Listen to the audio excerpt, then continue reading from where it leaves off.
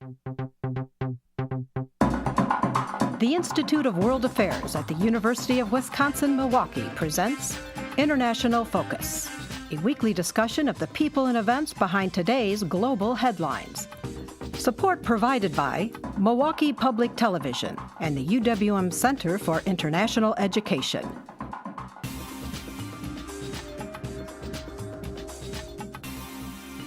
Now here's your host, Doug Savage.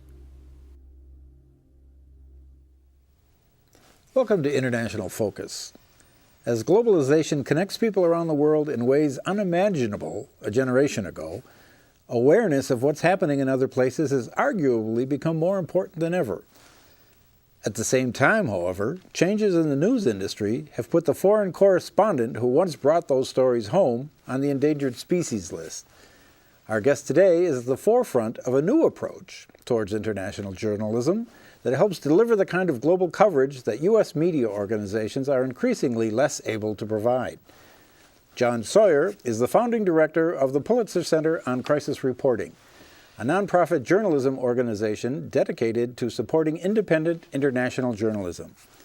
He is a former Washington bureau chief for the St. Louis Post-Dispatch and has reported from 6 countries around the world. His work has earned him the National Press Club Prize for Best Foreign Correspondence 3 times. Jon, welcome to Milwaukee and International Focus. Thank you, Doug. It's a pleasure to be here. Well, I'm wondering if you could set the stage by giving us some sense of the landscape when you first got into the business and how it's changed. Well, I came into journalism in 1974, straight out of college, the summer of Watergate, and it was probably a high watermark in retrospect for the appeal, the glamour. The journalism was a place where a lot of people in my generation wanted to be, and it was also a high watermark in retrospect in the profitability of American newspapers. I started at the St. Louis Post-Dispatch for 31 years. It was the only paper I worked with. I worked first as an editorial page writer and then on the local staff, the business page staff, and from 1980 on the Washington Bureau, first as a member of the Bureau and then as the bureau chief for the last 13 years or so. And for most of that period, we were complaining about how we didn't have the resources that we'd like to have. And yet I was working for a newspaper that had, when I began in 1980 in the Washington Bureau, we had 8 reporters who were doing nothing but covering stories of interest to one newspaper, the St. Louis Post-Dispatch. And back then we were probably doing 6 or 8 major international projects a year. Now, we didn't have bureaus, we didn't have foreign correspondents on staff, but we did have placed a huge emphasis on these projects. And for about 22 years, I typically did 2 significant projects every year, right? And I would have a month or so, or sometimes longer, to research and prepare on a topic of interest to us, whether it was the fall of apartheid or the fall of communism in Eastern Europe, the collapse of the Soviet Union, China's emergence, South American stories. And then I'd go down and I'd report for 4 weeks or 6 weeks, and then I'd come back and I would write typically a 7-part series, and a series would run Sunday to Sunday, and then we would have, usually each day, we'd have 2 full pages without ads devoted to that topic. So I would have 5,000-6,000 words per day, that sidebars, main bars, to explain to our readers what was going on. I look back now and I think, well, that was like a different universe. It was not the world that we live in today. So talk a little bit about just the economics that has driven some of that change. Well, for most of those years, there was so much money being made in most newspapers that it was chump change to do the kind of work I just described. It was a prestige leader for the paper, and so you had probably 25 or 30 or more large regional papers around the country that wanted to have serious reporting on national issues, state issues, and international. And so there were a number of us who either with permanent bureaus or with the structure that the Post-Dispatch had, we were out there doing this work. And you had a kind of, for many people, that you might start at one of the smaller regional papers and you would aspire to get to the Washington Post or the New York Times or to Time or Newsweek or the networks, and you'd work your way up to do that. And what happened is that the bottom fell out of the business side of that with the rise of the internet, the loss of classified ads, the loss of circulation.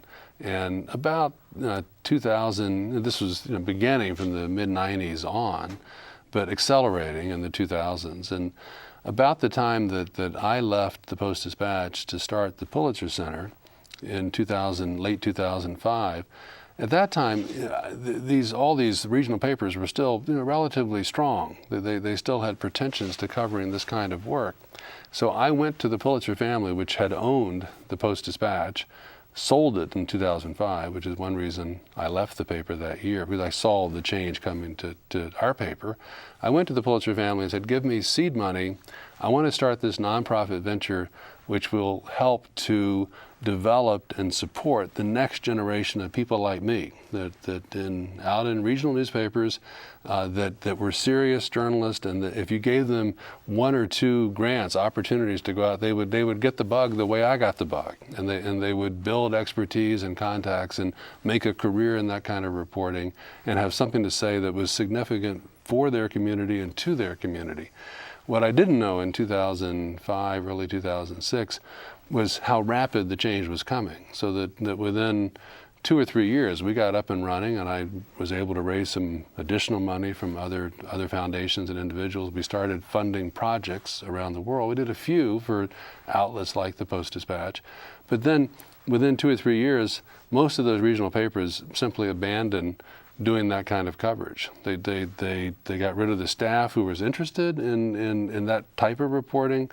They no longer were willing to devote the space. I mean, the idea of 2 full pages for 7 days for a series was completely abandoned. And eventually they also got, they took away the foreign editors the senior staff on the paper who had an interest. There are a few exceptions, and Milwaukee has been one of them, which has tried to keep its hand in this work. But for the most part, most of the regional papers stopped that. And so we as an organization, as a nonprofit, we found ourselves very quickly playing the same role, but working with now national organizations. So suddenly the Washington Post and the New York Times, NPR, PBS NewsHour, they also found themselves, to their shock, in a situation where they really had no resources for this kind of work at the margin. And so they and organizations like the Pulitzer Center, we've all been struggling in the last few years to try to find a new model and collaborating in a way that journalism organizations traditionally never had. Very competitive industry, but realizing that we were going to have to come up, if we were going to get these stories covered and engage the public in them, you were going to have to come up with new ways of doing it. Well, we'll get to that new model in just a bit, but before that, we've talked a little bit about the changing economic landscape. What about just the role that various outlets play in society itself? And I'm thinking specifically of sort of the fragmentation. I mean, there was a time when Walter Cronkite was the voice of news in America, and we really don't have that anymore, do we? We don't. I mean, and Brian Williams is a great case in point, that we've come from Edward R. Murrow and Walter Cronkite to Brian Williams, who aside from the misrepresentation of what he did in the Iraq War, he presided over the kind of infotainment, entertainment transition. I mean, he was very good at it. He's a charming, attractive, bright person. But it tells you everything you might want to know about him, that he really wanted Jay Leno's job, and that several years ago, before all of this broke today, that he relished being on the 30 Rock or other shows, the late night shows that he was doing, and on the broadcast itself. One reason that many of us maybe aren't watching those broadcasts the way we used to, is that it's now it's not the news of the day. It's sort of soft features and cute cat stories and that kind of thing. So you had a loss of kind of authority at that level, at the same time as you've had this huge fragmentation of the with the internet, which the beauty of which, one of the beauties of it, is that you have access to anything, anywhere. But it also means that you can retreat into your own ideological space. And if you decide you're a Fox News person or a CNN person or MSNBC person, for the last 15 or 20 years, you've been able to get all of your news exclusively from that. I think personally that we may be nearing the end of that. I think people may be waking up from, I think, was a bad decision, that they're sort of realizing there are things that they're not getting that they need to get, and so you see it. And I mean, Fox is kind of moving towards the middle in a way that in order to maintain its lead in the cable ratings, and you see organizations like MSNBC that are really struggling, that tried to be the Fox of the left, that they're just their numbers are falling and falling, and so you've got the rise of new outlets, whether it's Vice News or BuzzFeed. The Huffington Post is they've now got 700-800 journalists that are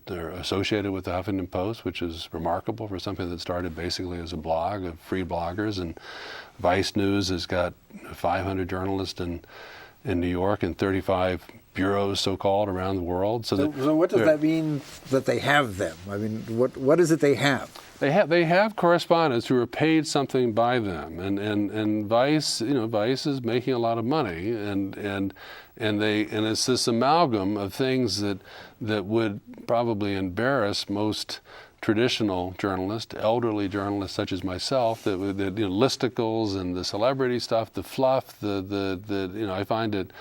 BuzzFeed is a good case in point. I mean, I find it hard to follow BuzzFeed, but BuzzFeed's the audience is growing at an exponential rate, and we just gave the National Press Foundation last week had its annual dinner, and I was involved in the committee that was judging the Congressional Correspondence Award, and we gave the prize this year to the finalists were the New York Times and BuzzFeed, and there's a young writer for BuzzFeed named Greg Johnson who wrote for BuzzFeed a 10,000-word piece on the authorization to use military force that was passed in the days after 9/11, and he tells the story of how that came about, how President Obama first opposed it, ran against it, but then embraced it once he became president.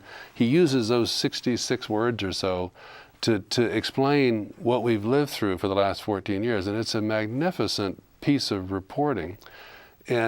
But it was on BuzzFeed, which most people associate with short list and non-serious reporting.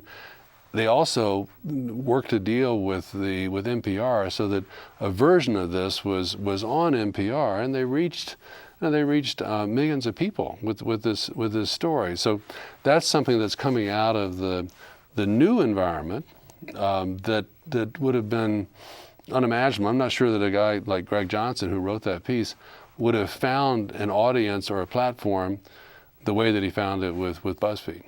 Well, we'll talk a little more about sort of how all of these changes play out from the perspective of the individual journalist. But first we'll take a short break. We'll be right back.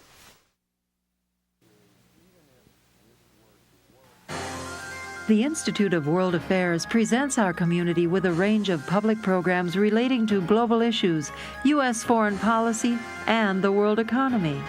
For more information about the Institute of World Affairs, call 414-229-3220 or visit our website at www.iwa.uwm.edu.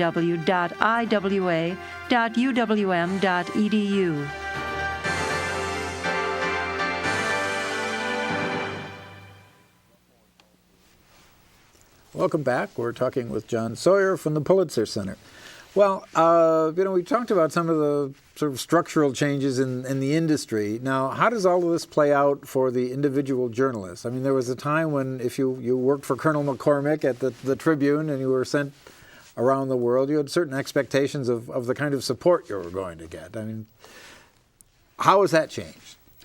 Well, the journalism has lost, I think, something like 30% of its jobs in America in the last 20 years or so. So obviously there are not as many secure, stable jobs as there were. So I mean, that we should start with that given. But I think there were always, particularly in the space of foreign reporting, international reporting, there were always people who began as freelancers without an employer, and that was it was seen, for decades as a shortcut to important good jobs and making your career. And so, I mean, Seymour Hersh did that, and when he was in My Lai, he was working for a small Chicago outlet, had been freelancing before. I first met David Rode, who's a 2-time Pulitzer Prize winner. I was in the New York Times and taken captive by the Taliban, now works at Reuters. I met him in Riga, Latvia in 1993 or so, and he was a 22-year-old out of Brown, and he was stringing for whoever he would take copy from him. And he just was, and he ended up, within 2 or 3 years, he wins a Pulitzer Prize and out of the Bosnia war covering Srebrenica. So that's been a factor all along. What was the expectation that you could go from that independent status and ultimately segue into sort of a solid... There were more careers, there were more sort of institutions that you could go to. There were more slots at the Times or the LA Times, the Post, and so on. For sure, there are fewer of those slots today, although as I mentioned BuzzFeed and Huffington Post, and they're hiring, they're not paying as much, but they are putting people on staff. So there is a route there. But I think the big change in particularly international reporting is that it's much more of a freelance build your own career model and it calls forth a different kind of skill. You have to learn how to pitch stories and successfully place them in multiple outlets, and you also have to forge alliances with universities, schools, and this is partly or NGOs that you can do work with on the side, or that will let you get to the country you want to write from, and maybe you do some piece for Human Rights Watch or Save the Children that's on contract for an NGO, but it gets you in the region, and then you're able to do journalism that you can pitch to traditional legacy news media outlets. And one of the roles that we play in this new environment that we're in is to try to help those freelancers to develop their careers and find ways that they can earn money and keep doing the thing that they love to do. And so part of that is making connections. Part of the initial thing, people come to us, they apply for a grant. The grant covers the hard cost of getting them to Afghanistan or Ghana or Liberia or whatever.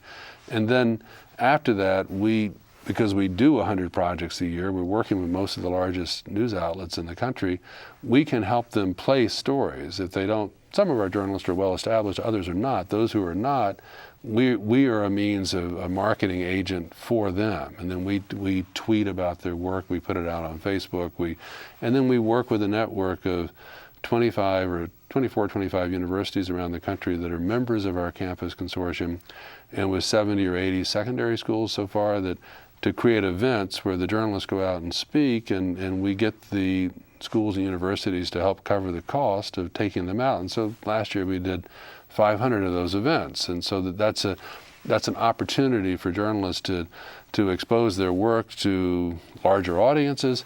It's income, and through those contacts, they meet the contacts that help them do their next project. So it's all part of an attempt to create a nurturing relationship that is not that different from what a stringer like David Rode would have had 25 years ago with the Boston Globe or the Baltimore Sun or the Post-Dispatch, where back when you had foreign editors at those regional papers, they would have literally a string of journalists, young journalists usually, who were around the world feeding them material. They'd give them feedback on their stories, and because you don't have, there's most of those contacts are now gone. That's the sort of intermediary role that organizations like the Pulitzer Center now play, as well as trying to raise the money that we can then give the journalist. So we've been talking primarily about kind of the supply side of the equation. But let's talk a little bit about demand. You know, as news outlets make tough decisions, you'll see typically the sports section doesn't lose too many inches on a given week. The perception is that's what people want to read. Is the perception that people are less interested than they once were in international stories? I think we know now. I think the difference is I'm not sure that there's that big a difference in quantitative terms. It's just that now with the internet, you can measure quite precisely how many people are reading any given story, with more and more of the readership going online, and you see that sports has this number and international has that number minus half or whatever. And so it's harder to make the case for it. Our view is that you have to go out and create the demand. You have to find the audience where they are, and we think it's critically important to reach the next generation, to students growing up, young adults, and they're getting information. They're just getting it differently from the way you and I get it. I mean, I start the day, then we spend 90 minutes reading the New York Times and the Washington Post, and in print for the most part. And my young colleagues at the Pulitzer Center, and most of the young people I know, they don't have that relationship with print products. And yet I find that they are, many of them, remarkably well informed, but they're hearing about it because somebody has passed along something on Facebook or Twitter, where they follow people who they trust. And so you need to develop those relationships so that you can reach them. And I think you also need to forge relationships with the schools and universities where they are, to make this kind of global engagement part of the curriculum at the educational institutions, so that people get a sense of why it matters to Wisconsin, what's happening in Afghanistan. I mean, the project we did last year with the Journal Sentinel with Meg Jones, a wonderful reporter here, and went to Afghanistan with the Wisconsin National Guard, who were the specialists in dismantling military housing and buildings to take them out, and sort of ending the war, ending the engagement. But it turns out these were people that had been in Iraq and Afghanistan 2-3 times, and it was a unique perspective from a Wisconsin angle on past and probably future wars, as to their own perspective as to will they be back in Iraq next year or back in Afghanistan, and that sense of why issues matter. I mean, that's true for whatever the whole range of issues that we cover, from climate change to homophobia to HIV to public health, environmental issues, population. All of them have really important local angles. We just need to surface them and show people what they are. Well, one thing I wanted to make sure we covered before we let you go is just some of the horrific, high-profile stories we've seen about independent journalists getting in harm's way. And there was a time, presumably, when your paper might have contacts, and so if you need to get to a particular village somewhere in a conflict zone, you didn't have to rely on a guy you met in a bar. You'd say, no, you want to talk to this guy, right? That's no longer the case. So what responsibility is there on the part of the people ultimately paying these folks to ensure that things like their physical safety is addressed? I think in the old days we relied on people in the bar too. I don't think that didn't change. What's changed is the attitude. This is part of the shrinkage of the world, that we're all connected, and the Islamist, extremist groups, the terrorist groups, they're quite aware now of what's going on, and they make use. Journalists have become a target in a way that we really never had been before. So that before you could cross lines, you could be on the government side, and then on the in Russia, say, in Ukraine, you could go from one side to the other, in Syria, but you can't do that. I mean, now it's much more fraught to do that than it was. And at the same time, is it you're just on your own then? If this is the career you've decided to pursue, and be careful. No, you're not on your own. This is actually, there's been a very important series of meetings and conversations among a number of news organizations over the last 6 months. And just 2 weeks ago, we put out this, there are 25 or 30 of these organizations, including the Pulitzer Center, that endorsed a set of standards for the treatment of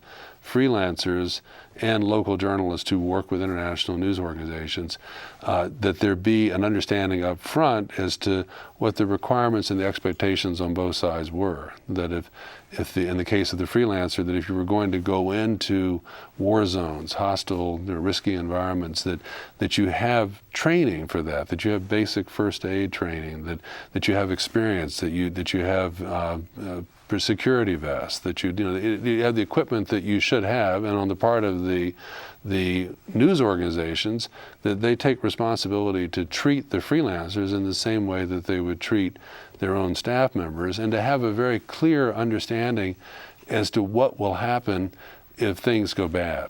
And I think part of that, this is not part of the standards that were released that we all endorsed in general, but my own view is that part of that has to be a very candid, searching conversation where the journalist knows that ultimately, and this would be true if you're on staff or if you're a freelancer, that if you run over an IED or you get you're shot and you come back and you're paralyzed, that even a staffer on a full-time staff member in a news organization, his or her life is changed forever, and it will be diminished, and that's a risk.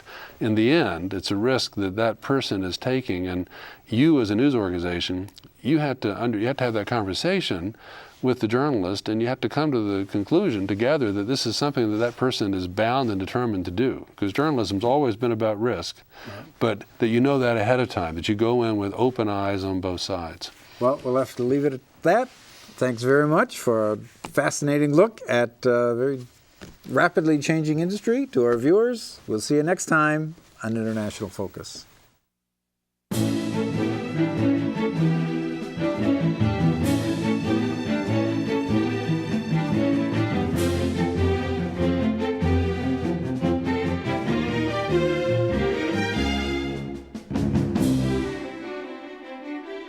For information about the Institute of World Affairs and its many programs, or to become a member of the Institute, call 414-229-3220 or visit us at our website,